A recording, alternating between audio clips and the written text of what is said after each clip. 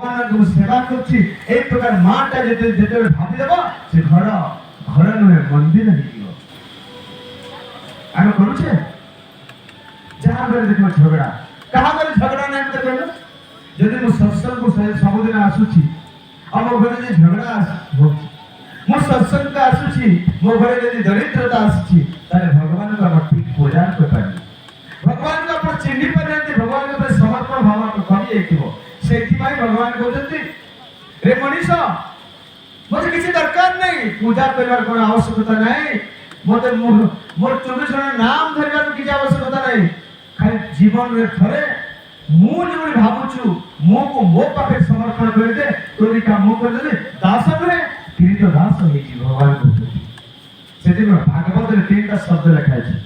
ଓଡ଼ିଆ ଭାଗବତରେ ଏ 3ଟା ଶବ୍ଦ କରି ଭାଗବତ ରଚନା କରିଥିଲେ ଜଗନ୍ନାଥ ଦାସ।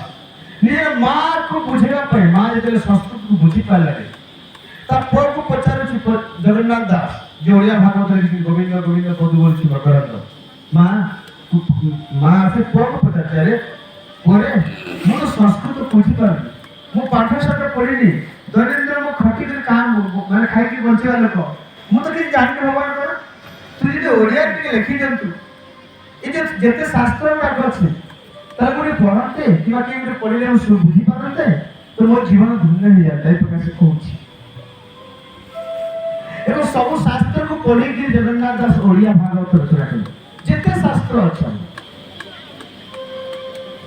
ଚିନ୍ତା କର, କେବଳ ଓଡ଼ିଆ ଭାଗବତ ଗୋଟେ କାହାଣୀ ନୁହେଁ, Odia Bhagavata is purely science. ଆମ ଧର୍ମ ହେଉଛି ପୁରା ବିଜ୍ଞାନ ତତ୍ତ୍ୱ। ସେଇଥିପାଇଁ ମୁଁ କହିବା କଥା ହେଲା ଯେ ଆମେ ସମସ୍ତେ ଘରକୁ ତିଆରି କରିବା। ଆପଣ ବିଶ୍ୱଜିତ ତିଆରି କରିବା ପାଇଁ ଚେଷ୍ଟା କରନ୍ତୁ ନାହିଁ, ଆପଣଙ୍କୁ ଘରକୁ ତିଆରି କରିବା ପାଇଁ ବିଶ୍ୱଜିତ ତିଆରି ହେଇଛି।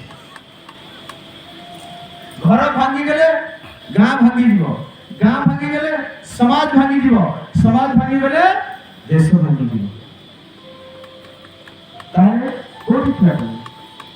ଆଉ ଆପଣ ମହାନ जारा सबर किए कितने ताकतवर थे हिसाब करंतु स्वयं भगवान को जे हत्या करे पाप प्रायश्चित करे।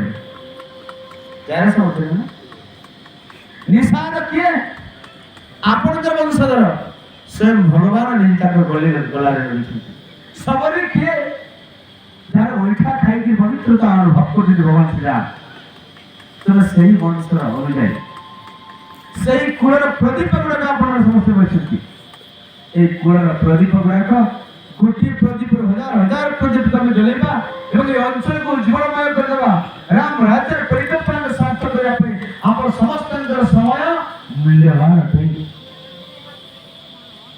समस्त समय देबा गांव को गांव मिलवा घर को घर मिलवा सत्संग केंद्र को बढ़ेबा सत्य सामर्थ्यवान करबा।